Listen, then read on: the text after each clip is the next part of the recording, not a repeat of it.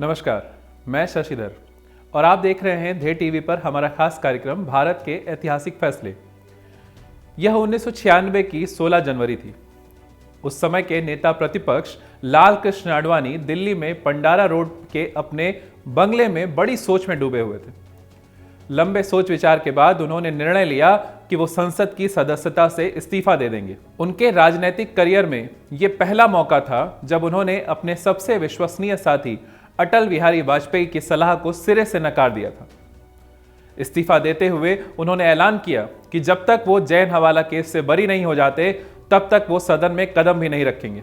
तो आइए जानते हैं क्या था वो जैन हवाला केस जिसने इतने बड़े नेताओं को भी अपने दायरे में ले लिया था।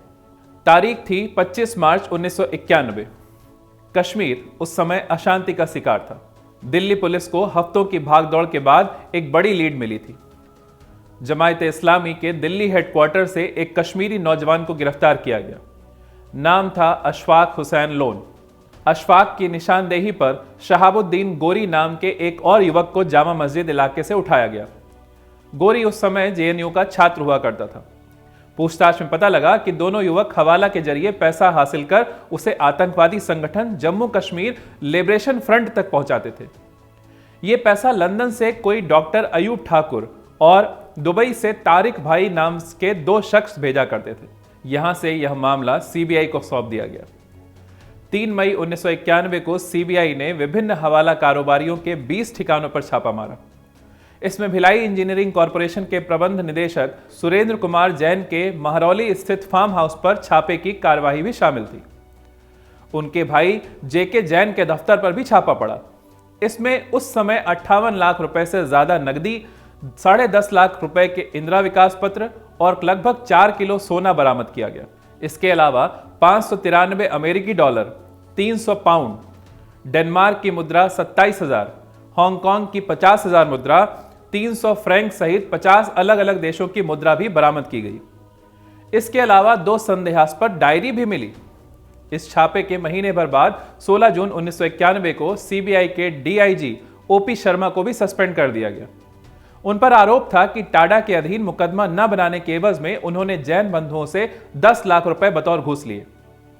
उस समय ये कयास लगाए जाने लगे कि शर्मा को सिर्फ इसलिए सस्पेंड किया गया ताकि इस मामले में जांच को आगे न बढ़ाया जा सके। हालांकि 2013 में ओपी शर्मा अदालत में इस मामले में दोषी भी करार दिए गए।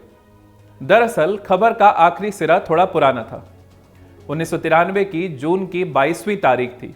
उस गर्म दोपहर डॉक्टर सुब्रमण्यम स्वामी ने एक प्रेस कॉन्फ्रेंस की थी। तब वो नरसिम्हा राव सरकार में हुआ करते थे। उन्होंने प्रेस कॉन्फ्रेंस में आरोप लगाया था कि उनके पास पर्याप्त सबूत हैं जिससे यह साबित हो सकता है कि लाल कृष्ण आडवाणी ने हवाला कारोबारी एसके जैन से 2 करोड़ रुपए लिए थे। एक हिंदी अखबार की खबर के बाद 12 नवंबर 1994 को निखिल चक्रवर्ती के संपादन में निकलने वाली पत्रिका मेन स्ट्रीम में समाजवादी नेता मधु लिमय के हवाले से एसके जैन की डायरी के में कथित तौर पर दर्ज नाम छापे गए। इसमें 3 कैबिनेट मंत्री सहित सरकार के 7 मंत्रियों, कांग्रेस के कई बड़े नेताओं, 2 राज्यपालों और नेता प्रतिपक्ष लाल कृष्ण आडवाणी का भी नाम लिखा गया। इस लिस्ट में 55 नेता, 15 बड़े ओहदे वाले सरकारी अफसर और एसके जैन के 22 सहयोगों को मिलाकर कुल 92 नामों की पहचान की गई थी। इस कथित खुलासे में लाल कृष्ण आडवाणी पर 60 लाख रुपए, बलराम जाखड़ पर 83 लाख, विद्याचरण शुक्ल पर 80 लाख, कमलनाथ पर 22 लाख, माधवराव सिंधिया पर 1 करोड़, राजीव गांधी पर 2 करोड़, शरद यादव पर 5 लाख, प्रणब मुखर्जी पर 10 लाख, AR अंतुले पर 10 लाख, चिमन भाई पटेल पर 2 करोड़, ND तिवारी पर 25 लाख, राजेश पायलट पर 10 लाख और मदन लाल खुलाना पर 3 लाख रुपए लेने के आरोप लगे।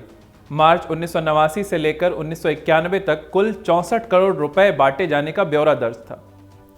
यह अनुमान लगाया गया कि इस दौरान देश में 2 लोकसभा चुनाव हुए थे। बहुत संभव है कि यह पैसा लोकसभा चुनाव के दौरान चुनावी प्रचार के लिए ही इस्तेमाल किया गया हो। इस मामले में अखबारों और पत्रिकाओं में लगातार खुलासे होने से सीबीआई पर दबाव पड़ रहा था। आखिरकार सीबीआई ने इस मामले में कार्यवाही करते हुए मार्च 1995 में एसके जैन को गिरफ्तार कर लिया। जैन ने इस मामले में अदालत के सामने जो लिखित बयान दिया उसके खुलासे और भी अधिक चौंकाने वाले थे। एसके जैन ने बताया कि 1991 में मार्च से मई के बीच राजीव गांधी को 4 करोड़ रुपए पहुंचाए गए। इसी तरह जैन ने नरसिम्हा राव और चंद्रा स्वामी को भी 3.5 करोड़ रुपए देने का दावा किया। इसमें कांग्रेस नेता सतीश शर्मा को बिचौलिए की भूमिका में भी बताया गया। जैन का आरोप था कि उन्होंने नरसिम्हा राव को 50 लाख, सतीश शर्मा को 50 लाख और चंद्रा स्वामी को 2.5 करोड़ रुपए दिए हैं।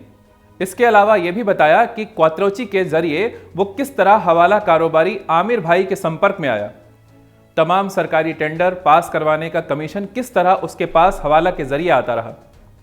सीबीआई ने उस समय यह कहकर बयान को तवज्जो देने से इनकार कर दिया कि जैन द्वारा किए गए सभी दावे अपुष्ट हैं, यानी कि अनक्लियर हैं और इन्हें सबूत के तौर पर पेश नहीं किया जा सकता।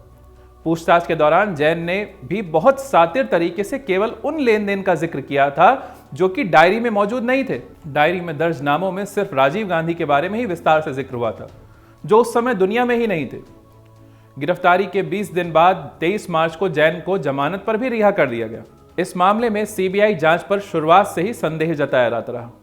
3 मई 1991 के छापे अशफाक और शहाबुद्दीन गोरी की निशानदेही पर डाले गए थे, लेकिन चार्जशीट में इसका कोई जिक्र नहीं किया गया। एसके जैन की डायरी पर सीबीआई ने 2 साल तक कुछ बड़ा नहीं हुआ न दिया। मामले के सामने आने के लगभग 4 साल बाद पहली बार एसके जैन की गिरफ्तारी की गई और पूछताछ हुई। सुप्रीम कोर्ट के तत्कालीन न्यायाधीश JS वर्मा ने सीबीआई को खूब फटकार लगाई, लेकिन नतीजा 0 रहा। अंत में उन्हें कहना पड़ा कि वो घोड़े को तालाब तक तो ले जा सकते हैं, लेकिन पानी पीने के लिए मजबूर नहीं कर सकते। जैसे तैसे करके 16 जनवरी 1996 को इस मामले में चार्जशीट दायर होती है। सबसे पहले 2 नेताओं का नाम इस चार्जशीट में आता है, पहले LK आडवाणी और दूसरे विद्याचरण शुक्ला। इसके बाद 25 नेता जांच के दायरे में आ जाते हैं। जांच शुरू होती है। 8 अप्रैल 1997 को हाईकोर्ट के जज मोहम्मद शमीम अपने फैसले में लाल कृष्ण आडवाणी और VC शुक्ला को बाइज्जत बरी कर देते हैं। तो क्या यह साबित हो गया कि लाल कृष्ण आडवाणी या किसी दूसरे नेता ने पैसा नहीं लिया था? दरअसल ऐसा नहीं था। कोर्ट ने डायरी को बुक ऑफ अकाउंट मानने से ही इनकार कर दिया था। सरल शब्दों में कहा जाए तो कोर्ट ने इसे सबूत ही नहीं माना। जस्टिस शमीम का कहना था कि यह दस्तावेजों का ऐसा पुलिंदा है जिसमें कोई भी चीज आसानी से जोड़ी या घटाई जा सकती है। इस लिहाज से इसे सबूत की तरह नहीं लिया जा सकता। मामला सुप्रीम कोर्ट तक जा पहुंचा। सुप्रीम कोर्ट ने हाई कोर्ट का निर्णय बरकरार रखते हुए कहा कि सीबीआई डायरी में दर्ज नामों के अलावा कोई और सबूत नहीं पेश कर पाई है। खास बात यह भी है कि यह सब तब हुआ जब इस मामले में आरोपी शरद यादव ने एक टीवी इंटरव्यू में खुद स्वीकार कर लिया था कि उन्हें किसी जैन ने 5 लाख रुपए बतौर चंदे के दिए हैं। 14 जुलाई 1997 को मामले की सुनवाई कर रहे जस्टिस JS वर्मा ने इस मामले में टिप्पणी करते हुए कहा कि इस केस के चलते उन पर लगातार दबाव पड़ रहा है। बाद में 4 अक्टूबर 1993 को भारतीय संविधान के अनुच्छेद 32 के तहत विनीत नारायण नाम के स्वतंत्र पत्रकार द्वारा जनहित में सर्वोच्च न्यायालय में रिट याचिकाएं दायर की गई। याचिकाओं में सरकारी एजेंसियों, सीबीआई और राजस्व अधिकारियों के खिलाफ अपने कानूनी दायित्वों और कर्तव्यों को पूरा नहीं कर पाने के आरोप थे, क्योंकि वे मामले की जांच करते समय जब्त की गई जैन डायरियों की जांच करने में विफल रहे थे। इसके अलावा अशफाक से पूछताछ से पता चला कि हवाला लेन देन के माध्यम से किए गए पैसे के अवैध लेन देन के मामले को दबाने के लिए भी एजेंसियों ने ही पैसा लिया है। इसके अलावा यह भी पाया गया कि उच्च श्रेणी के राजनेताओं, नौकरशाहों और अपराधियों के बीच सांठगांठ है, जो गैर कानूनी स्रोतों से धन प्राप्त कर रहे थे, और सीबीआई इस मामले में एक तार्किक निष्कर्ष पर पहुंचने में विफल रही। बल्कि ये कहा जाए कि सीबीआई अपने मालिक को बचाने में लगी हुई थी, तो ये कहना बिल्कुल गलत नहीं होगा। यह आरोप लगाया गया कि मामले में शामिल व्यक्तियों को बचाने के कारण जांच रोक दी गई, क्योंकि वे न केवल बहुत शक्तिशाली या प्रभावी थे, बल्कि देश में उच्च पद पर भी थे। इस मामले में अपराध और भ्रष्टाचार के बीच घनिष्ठ संबंध शामिल है, जो देश की सुरक्षा और अर्थव्यवस्था के लिए एक बड़ा खतरा है। हालांकि सीबीआई देश के कानून के अनुसार प्रत्येक मामले की जांच करने के अपने कानूनी दायित्व को पूरा करने में पूरी तरीके से विफल रही है। अतः न्यायपालिका से यह मांग की गई कि वे एक निष्पक्ष न्याय स्थापित करें, जिससे सीबीआई जैसे एजेंसियों में निष्पक्ष रूप से जांच की जा सके और ऐसे गंभीर अपराधों को जड़ से ही खत्म किया जा सके। लगाए गए आरोपों और की गई जांच के मद्देनजर अदालत ने माना कि भ्रष्टाचार स्वयं मानवाधिकारों के लिए एक बड़ा खतरा है और इसे अनियंत्रित छोड़ने से देश पर किसी के नियंत्रण से परे हानिकारक प्रभाव पड़ सकता है। इसीलिए अदालत ने भारत के संविधान के अनुच्छेद 32 और अनुच्छेद 142 के तहत अपनी शक्ति का उपयोग करते हुए कुछ विशेष दिशा निर्देश जारी किए, जिसमें सीबीआई के निदेशक की नियुक्ति मुख्य सतर्कता आयोग की एक अध्यक्षता वाली एक समिति द्वारा की गई सिफारिश के आधार पर की जाएगी, जिसमें गृह सचिव और सचिव कार्मिक इसके सदस्य के रूप में होंगे। सीबीआई के निदेशक का कार्यकाल न्यूनतम 2 वर्ष का होगा, भले ही उनकी सेवानिवृत्ति की तिथि कुछ भी हो। इस सीमा को निर्धारित करने का कारण यह भी है कि एक सक्षम अधिकारी को इस तथ्य के कारण नजरअंदाज नहीं किया जाना चाहिए कि उसकी सेवानिवृत्ति के लिए 2 वर्ष से कम समय बचा है। निदेशक एजेंसी के भीतर किसी भी अधिकारी को कोई भी कार्य सौंपने के लिए स्वतंत्र होगा।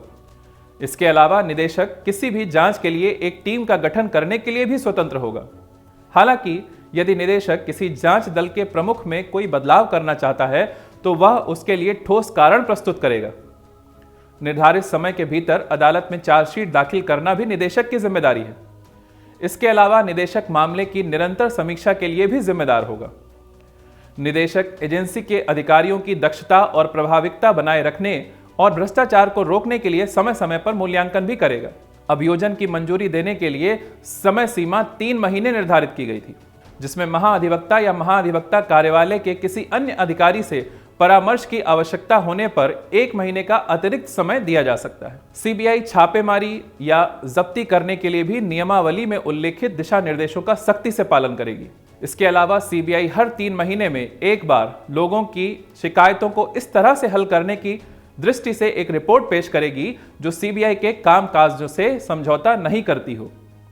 साथ ही इसी निर्णय में केंद्रीय सतर्कता आयोग को भी एक वैधानिक दर्जा देने की बात कही गई। इसी निर्णय के पश्चात एक अध्यादेश जारी करके सीवीसी को 1998 में एक वैधानिक दर्जा दे दिया गया। अंततः 2003 में संसद ने केंद्रीय सतर्कता आयोग अधिनियम 2003 पारित किया और तब से यह एक बहुसदस्यीय वैधानिक निकाय के रूप में दर्ज हो गई।